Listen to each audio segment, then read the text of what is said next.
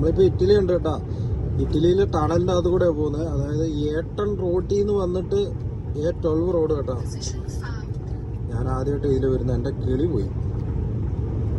അമ്മാതിരി പരിപാടി ഇമാതിരി ചെയ്ത് വെച്ചിരിക്കുന്നു. ഒന്നും പറയാനില്ല. എൻ്റെ ദൈവമേ, ടണല് പാലം ഇതന്നെ പരിപാടി കേട്ടോ.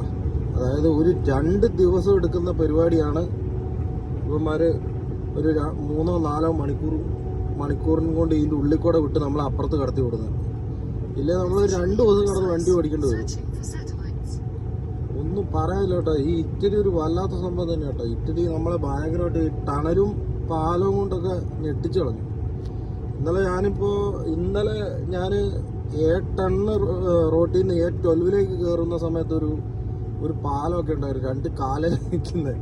ഞാൻ അതിൻ്റെ മേലെ കൂടെ വന്നിട്ട് ഞാൻ തന്നെ ചെറുങ്ങനെ പേടിച്ചു. അതേക്കൂട്ട് സ്ഥലം. അത് മാത്രമല്ല, ഫ്രാൻസും ഉണ്ട് കേട്ടോ. ഫ്രാൻസിൽ നിന്ന് ഒരു പാലത്തേക്ക് കയറുന്നായിരുന്നു. ആവട്ട് നോക്കുന്ന പേടിയായി. കാരണം അത്ര കാറെല്ലാം കുഞ്ഞു മൂട്ട പോലെ അത്രയ്ക്ക് ഹൈറ്റില്. ഇതാണ് കേട്ടോ ഇറ്റലി ഒരു വല്ലാത്ത രാജ്യം തന്നെയപ്പാ ടണലിൻ്റെ കാര്യത്തിൽ. ഇപ്പന്മാർക്ക് ഇത് എവിടുന്ന പൈസ എന്നാണ് ഞാൻ വിചാരിക്കുന്നത്. ഇതിന് മാത്രം ഇവിടെ സംരംഭങ്ങളുണ്ട്. അതുകൊണ്ടാണ് മെയിനായിട്ട്. നമ്മുടെ നാട്ടിൽ അതില്ല, സംരംഭമില്ല, ഒന്നുമില്ല.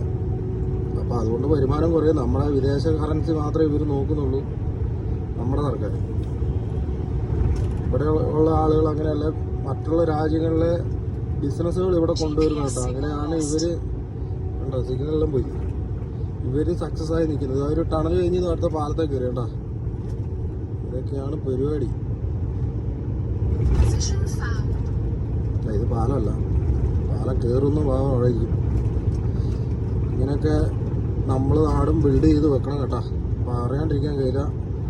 ശരിക്കും പറഞ്ഞാൽ നമ്മൾ ഈ മലയൊക്കെ ഉള്ള ചുരമൊക്കെ 10-15 മണിക്കൂർ കൊണ്ട് കയറുന്ന സമയത്ത് ഇങ്ങനെയൊക്കെ ഓരോന്നും അടിച്ചു വെക്കുകയാണുണ്ടല്ലോ. ടോളം ഉണ്ടായിക്കോട്ടെ, ഒരു വിഷയമില്ല. അത് അടുത്ത ടണല് ടോളൊക്കെ ആക്കി വെക്കട്ടെ, ഒരു വിഷയമില്ല.